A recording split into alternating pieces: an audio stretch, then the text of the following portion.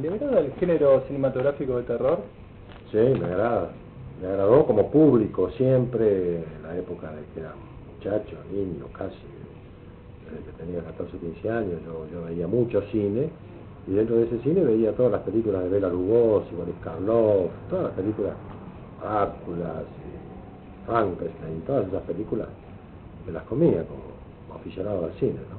Y sobre todo, cuando el cine de terror encara un tema de carácter policial dentro del terror, más todavía. Así que tuvo influencia para sus filmes fantásticos, todo el cine clásico. Sí, no sé si tuvo influencia. Lo que tuvo influencia en mi condición de fabricante de películas, como yo insisto en decir, porque mucha gente cree que hacer películas para el público de entretenimiento, ya sean de terror, policiales o sentimentales o lo que sea, eso es un arte menor, ¿no? El arte mayor es hacerla para una élite de entendidos, entre paréntesis, y que se regodean cuando la película es cerrada, retorcida, que no es fácil de entender para el gran público, ¿no? Dentro de eso, sí, yo siempre fui público de la película americana, fundamentalmente, ¿no? Entonces, la película americana a mí siempre me trajo una narración simple, directa, ya sea de terror, ya sea policial, ya sea de aventuras, ya sea incluso folletino, o como le llamen. Entonces, ese es el cine que yo mamé de chico, y ese cine que trato de hacer, ¿no? ¿Cómo trató el tema vampírico en Sangre de Vírgenes? Bueno, ocurrencias que surgen así, cuando uno está pensando en hacer una película, lo primero que busca es, ¿qué hago? Una idea de producción, porque si no es más fácil leer una novela o leer un cuento y buscar al autor del cuento o de la novela y decirle, oye, ¿te interesa pasarlo a cine? Hacemos el guión. Entonces, como eso no se da muy fácilmente, ¿no? Porque las novelas que uno quisiera a lo mejor trasladar al cine no están al alcance económico de pagar los derechos correspondientes, uno busca ideas de producción. Ideas de producción son aquellas que a uno se le ocurren, como la que se me ocurrió para hacer La Gran Aventura, ¿no?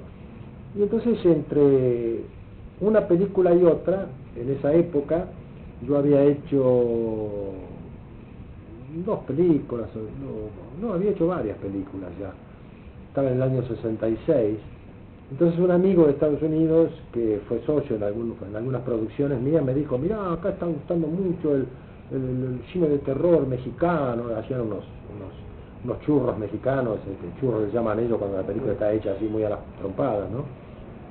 Y entonces entré a buscar yo dentro de mi cabeza, dentro de mi mentalidad, una idea de producción, y bueno, así surgió Placer Sangriento primero, inventé una historia extraña, luego vino La Venganza del Sexo, otra historia extraña, que es el famoso Dr. Zoide, ¿no? Sí. Luego vino La Bestia Desnuda, ya más policial, La Venganza del Sexo y Placer Sangriento también, todas tienen dentro de su argumento un clima policial, de búsqueda del detective, del periodista que quiere averiguar quién es el criminal, o quién es el vampiro, o quién es el... ¿no? Y la última, que fue Sangre de Vírgenes, de esas 4, ¿no? Se me ocurrió, bueno, un vampirismo en la época actual, ¿no? Por eso lo dice uno de los personajes, ¿no? Vampiros en el siglo XX, pero ¿qué me trae? Le dice el amigo Auleo, ¿no? O a Rolo Puente, ¿no? Cuando Rolo Puente le cuenta que la novia de él está mordida acá en el cuello, que dice vampiros en el siglo XX. Y entré a buscar, y se me ocurrió esa idea loca de un casamiento frustrado, anterior, en la época pasada, y entonces el tipo que se venga volviendo de la tumba, ¿no? Y convertido en vampiro chupasangre, y no sé cómo surgen esas... yo, más que un autor de libros, soy un autor de cine, autor de guiones, autor de ideas volcadas al cine. Entonces, eso fue una idea exclusivamente para volcarla al cine. Y así surgió. No te puedo decir que haya surgido por tal película o por otra, no. A lo mejor está en el subconsciente de uno metido todo ese cine que uno vio. yo no puedo evitar de recordar todas las películas que he visto y que aunque no piense en ellas, están acá dentro de mi mente. Entonces es muy probable que cuando yo filmo o imagino en un guión cinematográfico un encuadre X o un personaje X, de repente surge, se mete por ahí. Si vos te debe haber pasado que estás leyendo un libro a veces y llegás a un lugar y decís, pero esto yo ya lo leí, esto yo alguna vez lo leí. Y eso sucede muy a menudo porque los autores generalmente leen mucho y se repiten o se copian sin intentar copiarse, no es que plagien, pero todo queda acá encerrado en la mente y luego resulta que vos contás una historia que a lo mejor es la réplica de otra historia que vos leíste cuando tenías 25 años. No sé, vos ya ahora tenés 25 a lo mejor, pero bueno, cuando tenías 18 o cuando tengas 40 vas a decir, pero esto yo ya lo leí, ya lo vi cuando tenía 25. Esas son las cosas que surgen. ¿Sabes si existió alguna reglamentación jurídica que impedía asustar al espectador cinematográfico? No, que yo sepa, no.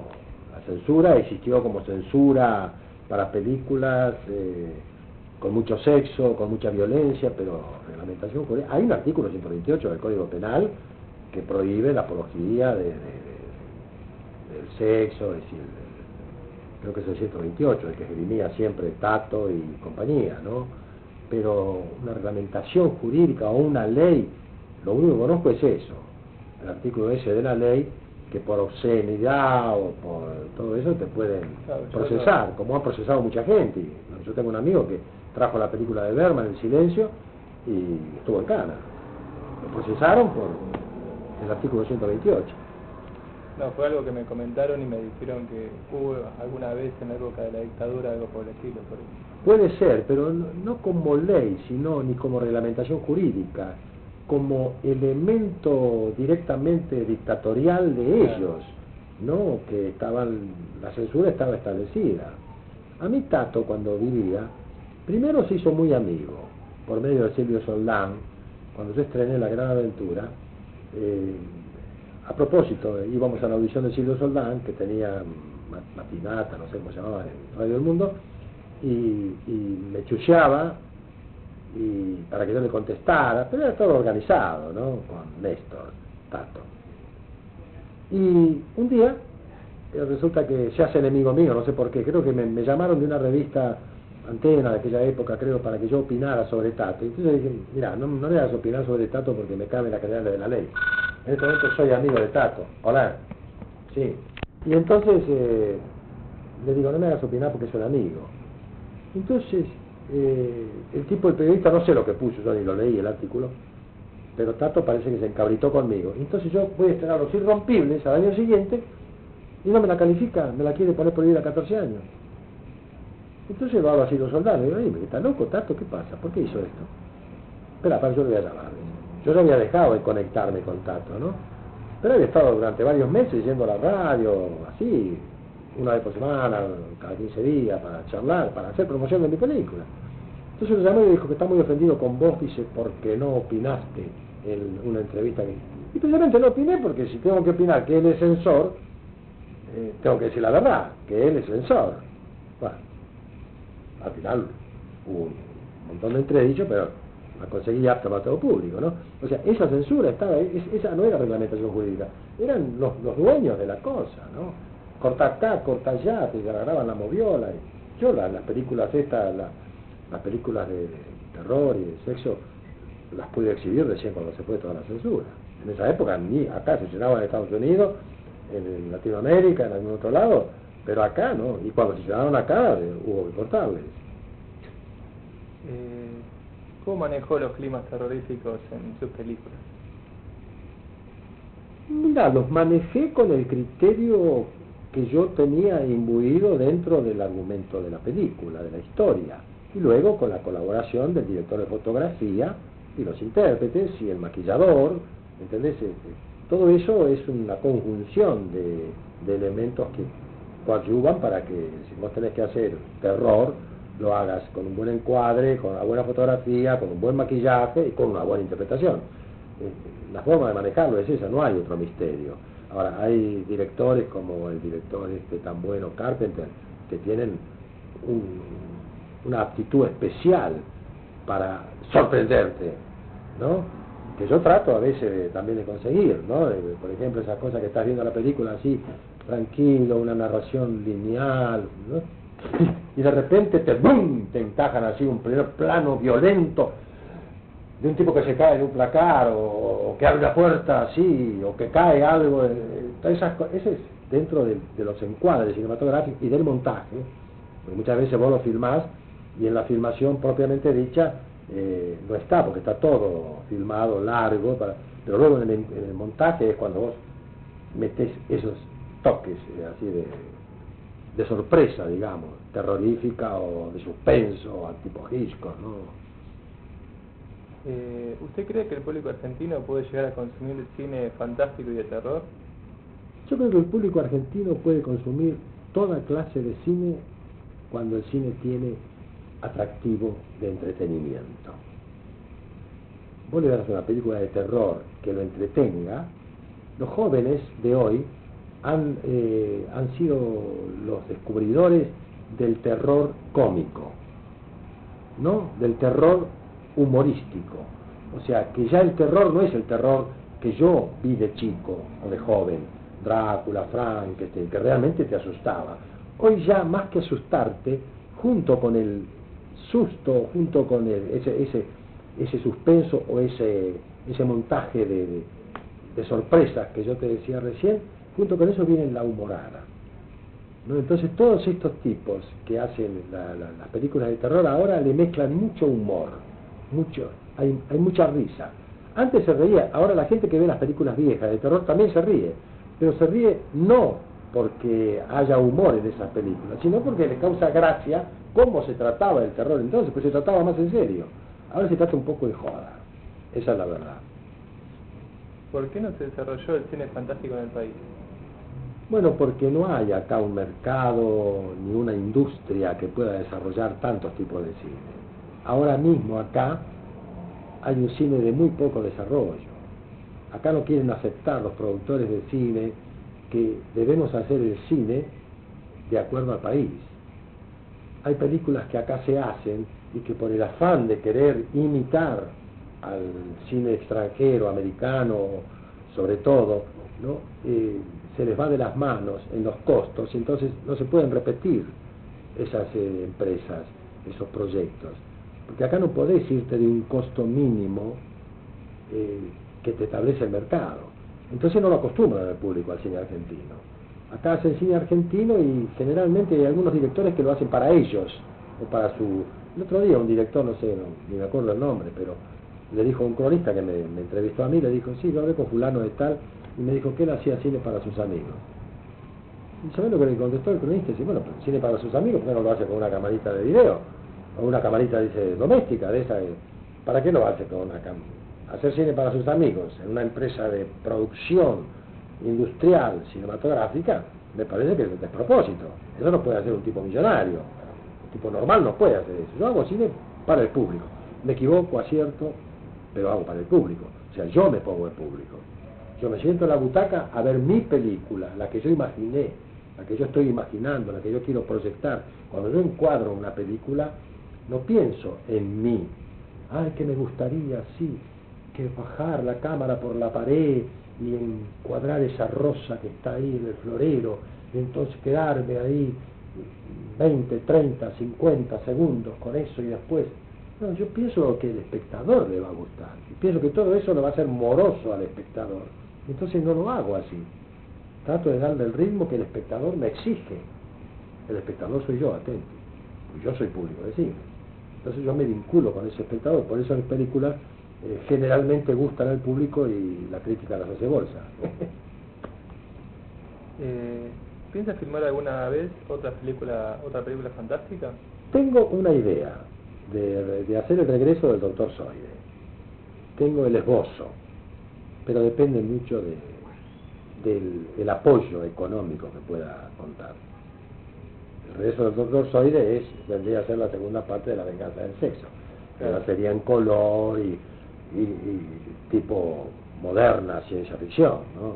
Ya habría otros personajes, aquel famoso monstruo de de la lucecita que se me ocurrió en una noche de insomnio, hoy sería ya otro tipo de personaje, ¿no? Que depende mucho de los costos. Cuente su contacto con la productora que vende algunas de sus películas en Estados Unidos.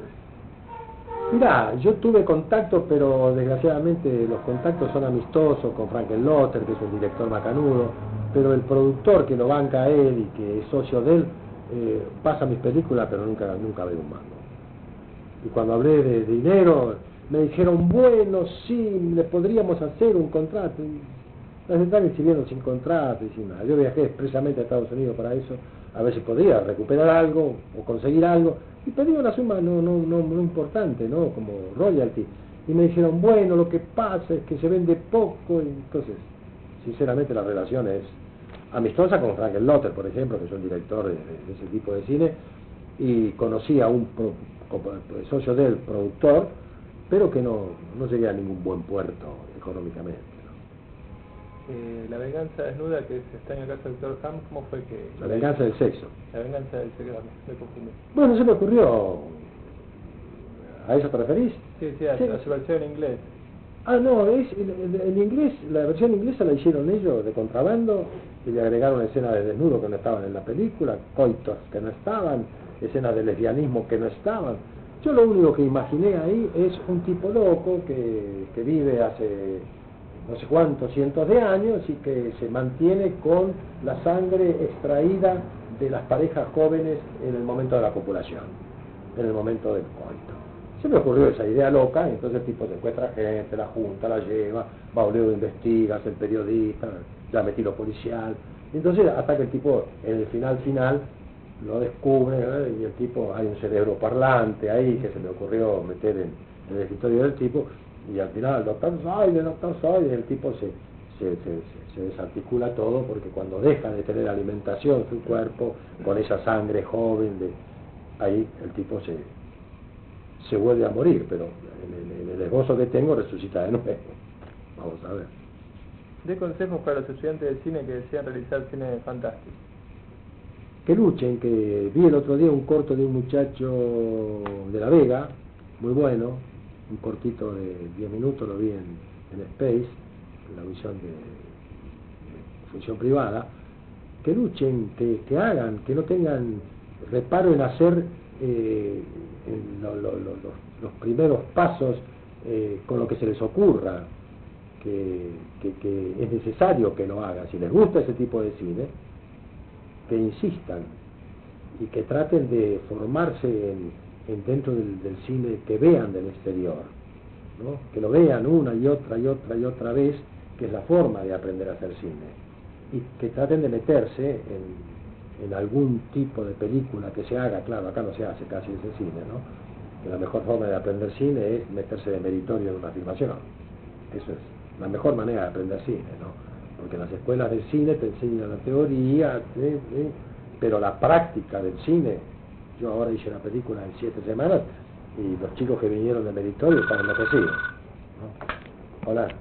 ¿El Instituto Nacional considera de cinematografía, considera menor al género de terror y fantástico? No lo sé, no te podría decir eso porque el instituto está manejado siempre por un tipo distinto. Entonces no sé en este momento si... no sé, porque en este momento no sé si Marvis, que es el director, qué haría si le presentan un presupuesto, un proyecto de una película de terror o de cine fantástico. No te podría decir. Yo creo que tiene que apoyar todo el cine, mientras el cine sea nacional, argentino.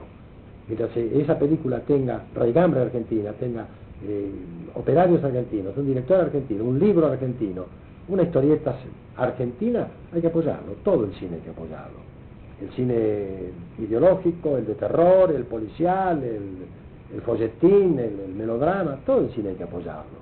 El cine no puede dejar de apoyarse a determinado tipo de cine. Todo, incluso los tipos que hagan el cine que a mí no me gusta, tienen que ser apoyados. Como deben aceptar ellos que el cine que hago yo, si no les gusta, tiene que ser apoyado. Todo. Bueno, muchas gracias.